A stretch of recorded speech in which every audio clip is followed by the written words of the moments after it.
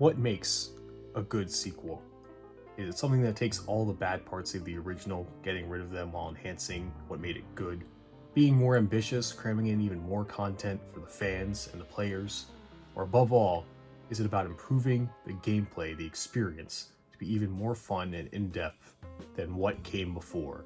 Gaming has existed for so long, we now have examples of what an amazing sequel can be. What great designers can do with enough experience, the right people, and the right technology. And on the other side of that is Digimon World 2, released for the PS1, and it's the follow-up to the first Digimon World. A game that might have been unique for its time, today it's the equivalent of sitting in a waiting room. So when it came to the sequel to the first Digimon World, Bandai decided to take what they made, forget all of that, even the good parts, and make an entirely different video game.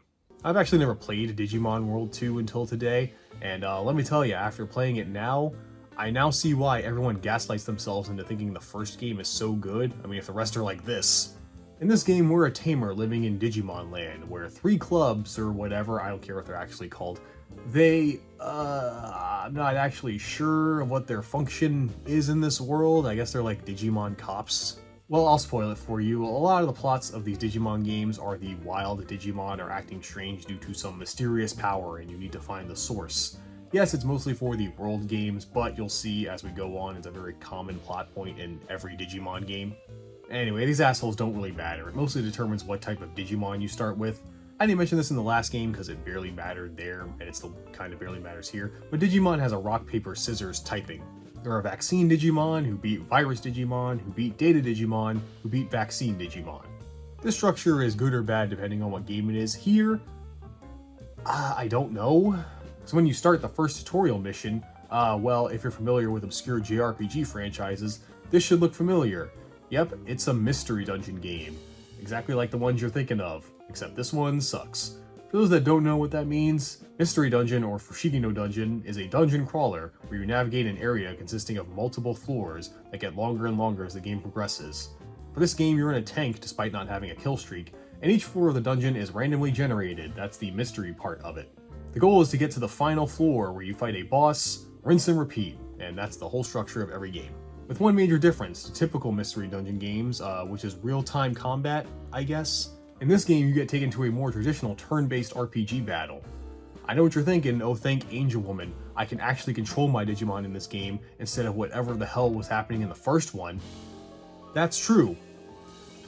One major problem though, the battles are so slow.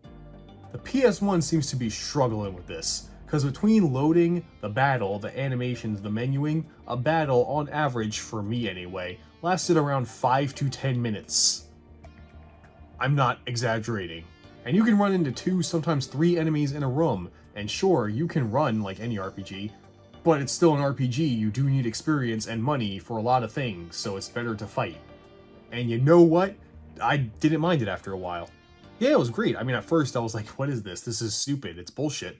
But you know what? After a while, when I started to get into battle, I got really happy because then I realized I could stop playing the game and catch up on some anime while playing it. I barely needed to pay attention. I don't know about you, but that's the sign of a good game to me, when I can set my controller down and do something else while stuff's going on in the background. Just like my favorite mobile game. Battle system is fine actually, I don't mind it. It's a pretty standard JRPG system, nothing special jumped out at me.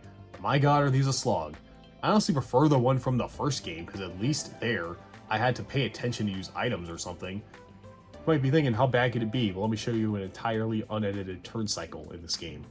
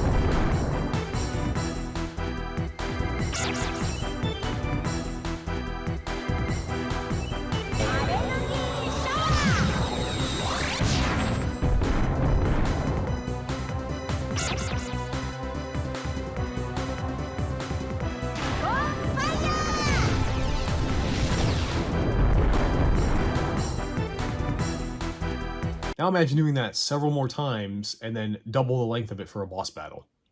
One thing I did notice after the tutorial is I only have one Digimon, but the tutorial gave me 3, so I decided to get some more to have a full party.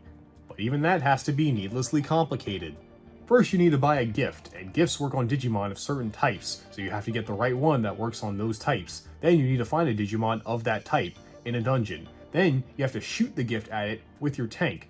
But it won't take it sometimes. It cannot be affected, so bring multiple, filling up your tank's limited inventory, taking up space you can use for healing items or other useful things, in case the item you bought decides not to function as intended.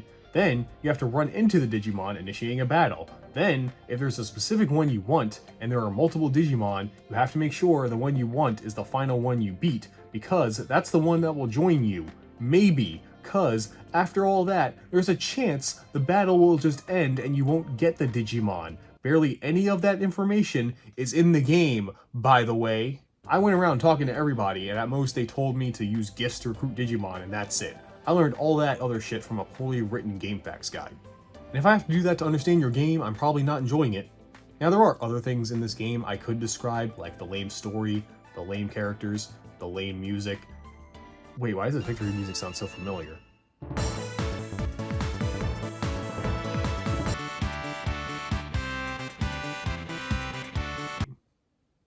No comment. Yeah, I could describe all those things, but I really want to stop talking about this game. Yeah, this is going to be a really short one. It sucks. I don't have much else to say about it. Now, did I hate all of it? No, I did like you can customize and equip the tank with different attachments. That tickled the neurodivergence in my brain. But I gotta admit, I barely played this game, really only for a few hours. By that point, like I said, I was barely paying attention, so I was just continuing to play to get footage. Honestly, I was probably going to go for maybe like, I don't know, 10 hours in. I don't really know when I was going to stop. But I made it to a certain point where I realized I had to bow out. I just couldn't do it anymore. And it was the moment I realized how grindy this game truly is. After a while, I had acclimated to the game. I upgraded my tank, was making money on battles, got my Digimon to the champion stage. Of course, you all remember my Digimon Waffle, but now I have my other faithful companions, Pancake and Tim Allen. But as I was making my way to the next boss, I noticed where it usually tells me how much more EXP I need to level up. It was maxed out with all 9s. At first, I ignored this. I assumed it was a glitch because I'm emulating this.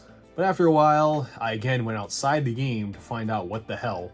And apparently I was introduced to another reoccurring mechanic we'll see in Digimon games, max levels.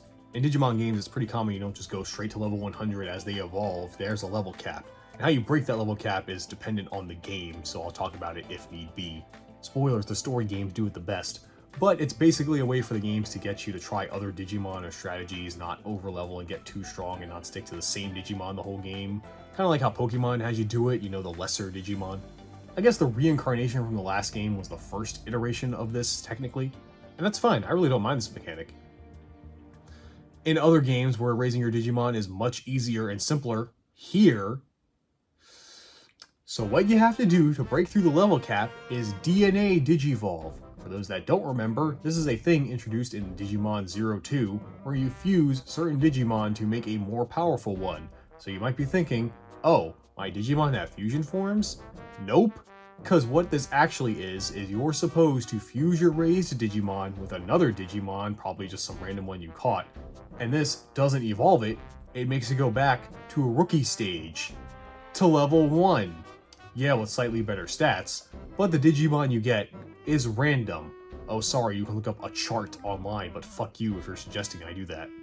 That is so annoying. In order to maintain a full party, I have to get more Digimon, and I already talked about how recruiting them sucked. And then they reach a certain point where I have to get rid of all that hard work I did to raise them, and then have to go back and grind in more slow-ass battles to get back to the original point I was at. Yeah, fuck that.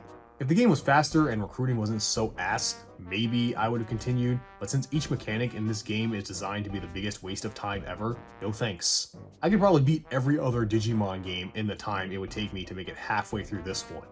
So, I did what all great Digimon tamers do. Give up. Yeah, that's World 2, a boring slog disguised as a mediocre RPG. Never thought I'd say this, but World 1 was better. Which is crazy, the biggest criteria I'm using is that I actually played the game when I played World 1. It wasn't just second monitor content. So far, this Digitrospective's not off to a good start. I don't like the first 2 games, well, Hopefully Digimon World 3 is better. I mean, I've never played that one either, but all the World games can't be bad, right? Right?